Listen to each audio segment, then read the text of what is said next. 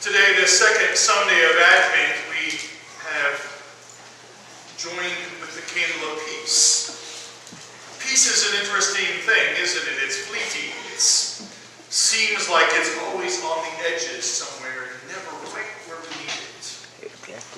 And we make this transition today, we get to hear the words of John the Baptist. Now, Mark tells the story a bit differently than some others. If you read the other gospel accounts, John the Baptist is a little more rough around the edges in some other gospel accounts. He calls folks brood of vipers and sons of snakes and things like that. We don't get to hear that today, but I want to take you back just a second to Isaiah 40 that Randy read to us. Those words are told again by Mark. A voice of one calling in the desert, prepare the way of the Lord, make straight in the wilderness a highway for our God. And what we have to know as we hear these words is that from Isaiah to John the Baptist, there was hundreds of years of what scholars say was God's silence. They thought God had gone silent. For all of those years, there wasn't a new prophecy. There wasn't a new set of words that folks could take a hold of and know that God was acting on their behalf. And here, in the midst of the wilderness, we hear these words from John the Baptist. They're powerful words. In the beginning of the gospel about Jesus Christ, the Son of God, it is written in Isaiah the prophet, I will send my messenger ahead of you who will prepare your way, a voice of one calling in the desert, prepare the way for the Lord, make straight paths for him. And so John came, baptized in the desert region and preaching a baptism of repentance for the forgiveness of sins. The whole Judean countryside and all the people of Jerusalem went out to him. Confessing their sins, they were baptized by him in the Jordan River. John wore clothing made of camel's hair, with a leather belt around his waist, and he ate locusts and wild honey. And this was his message. After me will come one more powerful than I, the thongs of whose sandals I am not worthy to stoop down and untie. I baptize you with water, but he will baptize you with the Holy Spirit. I invite you to pray with me. In the words of my mouth and the meditation of all of our hearts, be acceptable in your sight, O God, our rock and our Redeemer. Amen. In the beginning of the gospel about Jesus Christ, the Son of God, Mark talks to us and gives us some powerful words. You can see I can stand up straight today, isn't that cool? You ever gone in circles? Me personally, no.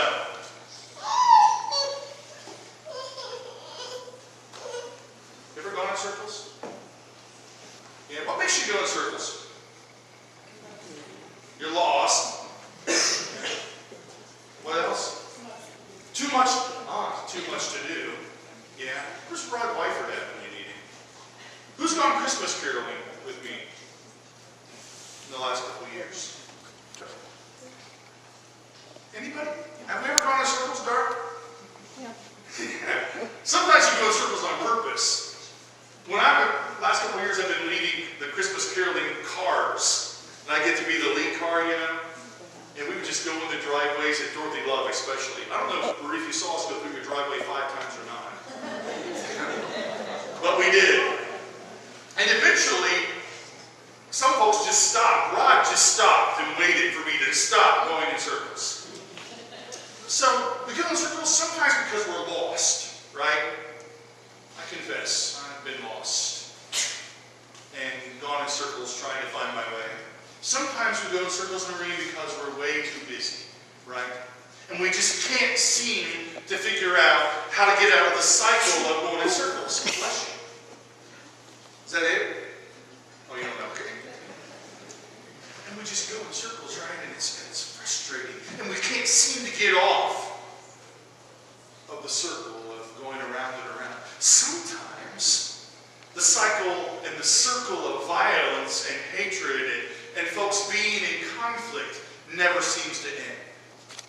And I think the reason that circle continues is because no one's willing, sometimes in those situations, to put their foot in the midst of the circle and make it stop. Sometimes you just have to stop, right? Someone has to have the courage to put up the stop sign and say, enough is enough. I pray for that every day in the midst of the conflict we see in our world. For someone to have the courage to say enough is enough. I had this conversation with someone the other day, and I said the same thing. Boy, I pray every day that someone's going to have the courage to say enough's enough. You know, we were having this conversation, and the person looked at me and said, why not you?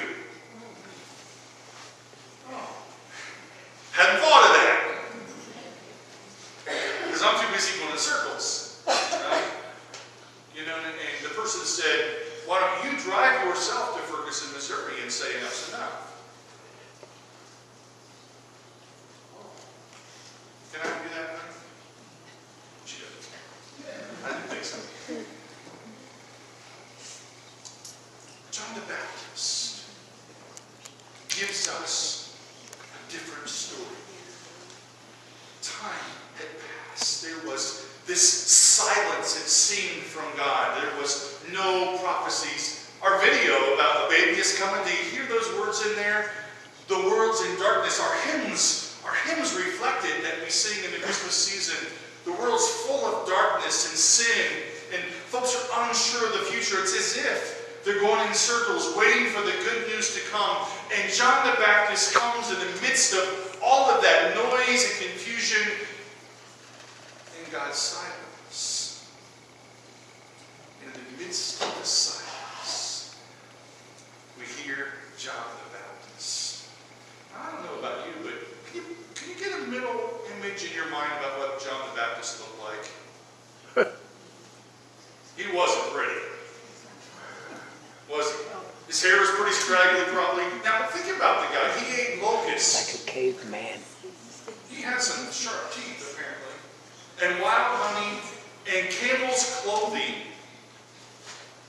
Which means he smelled bad, probably.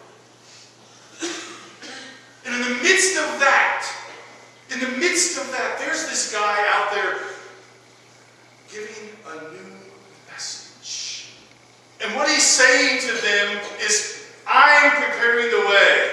I'm helping you get from going in circles to making a straight path.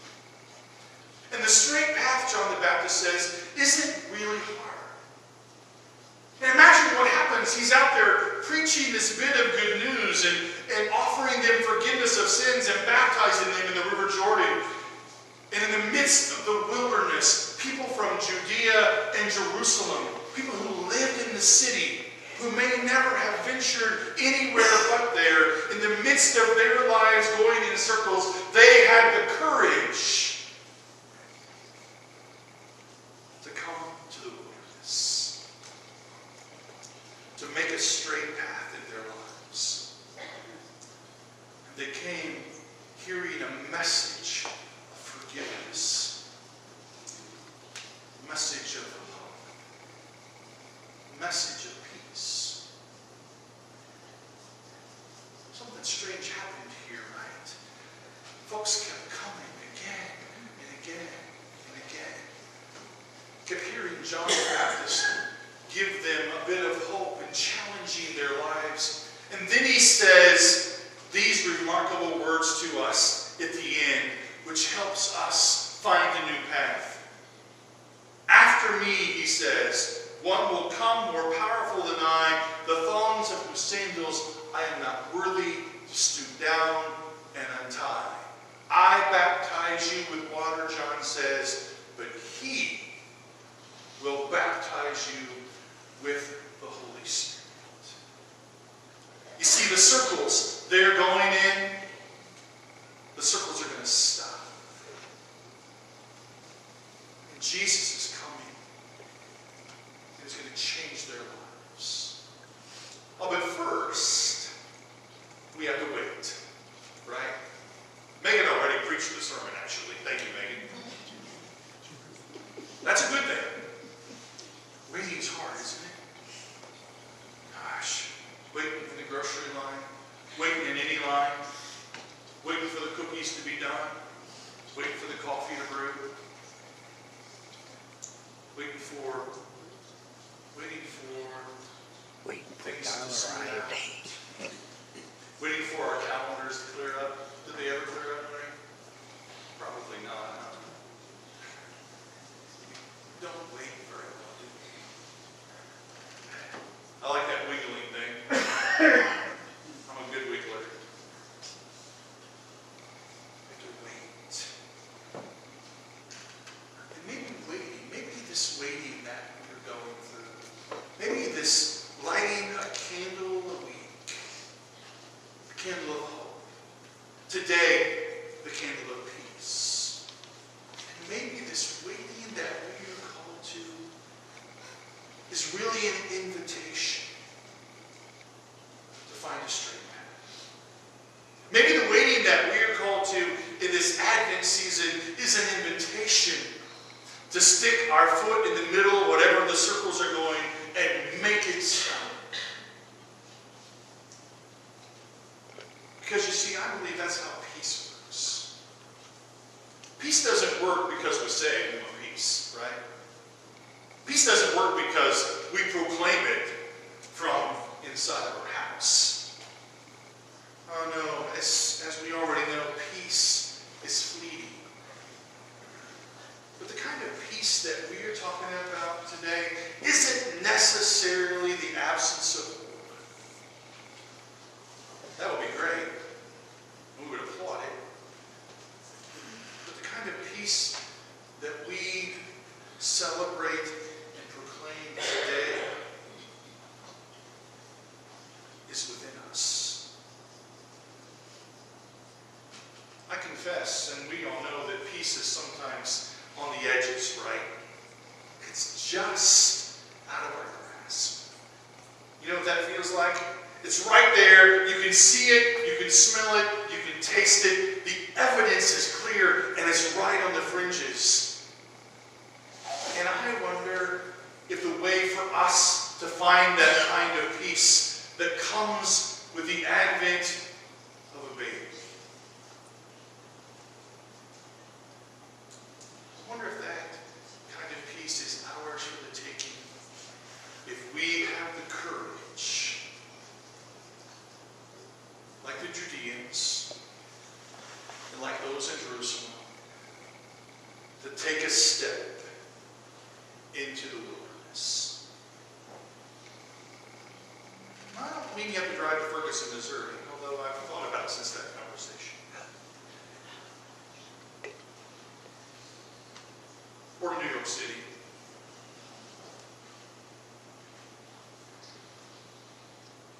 But the peace that's just on the fringe, that wilderness, is ripe for our taking. What if we had the courage to make our paths straight? What if we had the courage to look at life in a different way? What if right beside us, or right behind us, or right in our pathway, there is someone, as Megan said, who needs to hear a bit of good news of thank you? What if, boy, that's a new word for me, Megan, to itemize. What if we itemized, what if we changed our life in that way?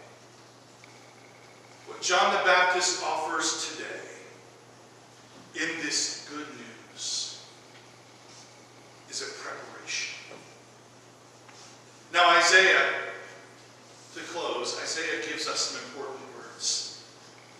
says, prepare the way. The people of Israel are in captivity, held by the Babylonians, and they're going to someday find new life back into the promised land. And their 40-year journey from Egypt to Israel to the promised land was marked with twists and turns and all kinds of valleys and mountains. And Isaiah says in his text, and this is the good news for us because it's about straight paths. Isaiah says, every valley will be filled in, every mountain will be made low, every curve will be made straight, and the people of God will find their way.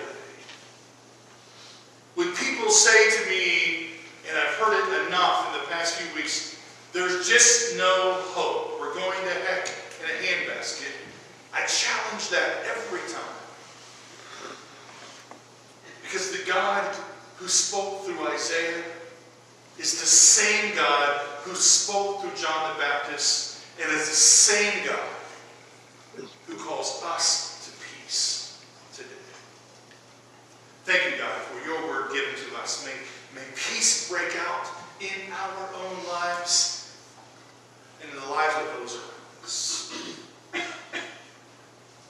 So, God, fill the valleys where they need filled. We lower the mountains that get in our way. Slow down our circles and take us straight to you. Thank you, God, for your word from Isaiah